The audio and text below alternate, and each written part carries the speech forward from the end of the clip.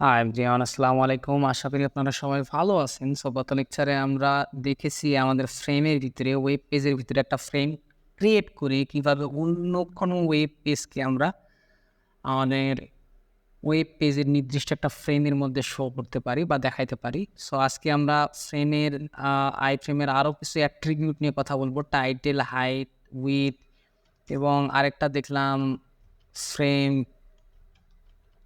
Border. দেন আমরা target target অ্যাট্রিবিউটে দেখবো ফ্রেমের মাঝে।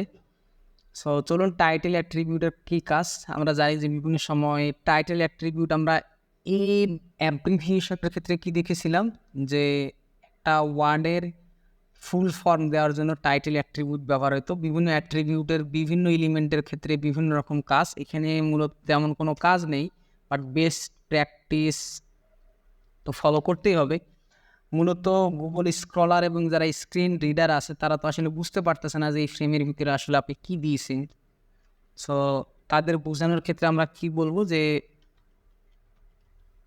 প্রথম আলো নিউজ পেপার ওয়েবসাইট দিতে পারেন, লিখতে পারেন। সেভ করলাম, প্যানেলটা হাইড করতেছি। সো আমরা টাইটেল দিলাম, যদিও বা ব্রাউজারে কোনো ইফেক্ট পড়ে না। আমি যদি কোডটাকে রান করি, ডিসকানেক্ট করে যদি আবার রান করি, তাহলে দেখতে পাবো ব্রাউজারে মূলত কোনো ইফেক্ট পড়ে না, কোনো কিছু আপনি চেঞ্জ দেখতে পাচ্ছেন না।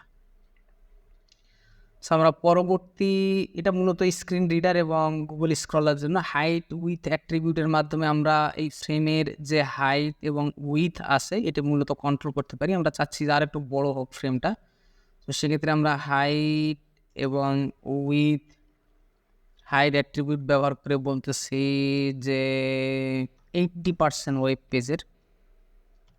দেন আমরা উইথ অ্যাট্রিবিউট ব্যবহার করেও বলতেছি 80% of our web page. Save করতেছি, সেভ করে যদি ব্রাউজারে আসলে দেখতে পাবো মোটামুটি 80%, 20% জায়গা লেস হয়েছে, অর্থাৎ আমাদের উইথ হলো, but height height height height height height height I don't know why hide is not working. So আমরা যদি এখন স্ক্রল করি তাহলে দেখতে পাচ্ছি পুরো ওয়েবসাইটটা আমাদের দেখা যাচ্ছে। হ্যাঁ, সো আমরা হাইট দেখলাম, উইথ দেখলাম, দেন আমাদের ফ্রেম বর্ডার, অর্থাৎ বর্ডার বলতে আমি যদি বলি যে আমাদের হাইট উইথটা কেন কাজ করতেছে না আমি জানি না, বাট আমরা হাইটটা পার্সেন্ট ব্যবহার না করে আমরা 300 দিয়ে দিলাম। 3000 অ্যান্ড 300, এখানে 200 দিয়ে যদি দিই, সেভ করে যদি ব্রাউজারে আসি, হ্যাঁ এখন কাজ করতেছে। মোটামুটি আমরা 300/400 দিয়ে দিব উইথ। সেভ করতেছি, ব্রাউজারে যদি আসি তাহলে দেখতে পাচ্ছি একটু বড় হয়ে গেছে, তাই না? সো আমরা হাইট এবং উইথ অ্যাট্রিবিউট পার্সেন্টেজ কাজ করতেছে না। সো আপনারা কোনো ইউনিট ব্যবহার করবেন না, জাস্ট ডেমো আমরা ইউনিট নিয়ে সিএসএস টিউটোরিয়ালে কথা বলবো।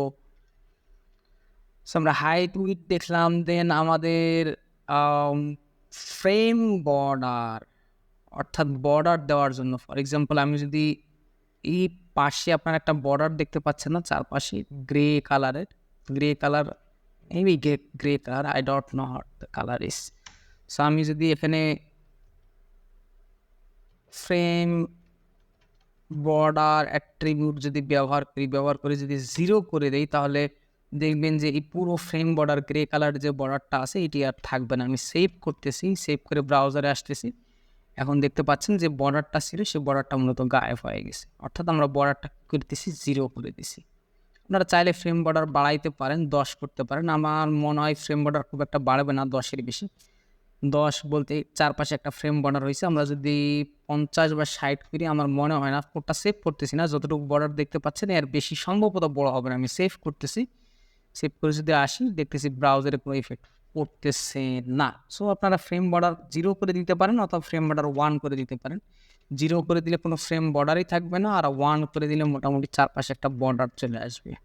ঠিক আছে, সো 0 এবং 1 ভ্যালুর আমরা পরবর্তী লেসনে কথা বলবো কিভাবে টার্গেট অ্যাট্রিবিউট ব্যবহার করতে পারি, এবং আমরা অ্যানকর ট্যাগের ক্ষেত্রে বলেছিলাম না যে প্যারেন্ট এবং টপ এই দুটো মূলত আমরা যখন আই ফ্রেম পড়বো তখন শিখব।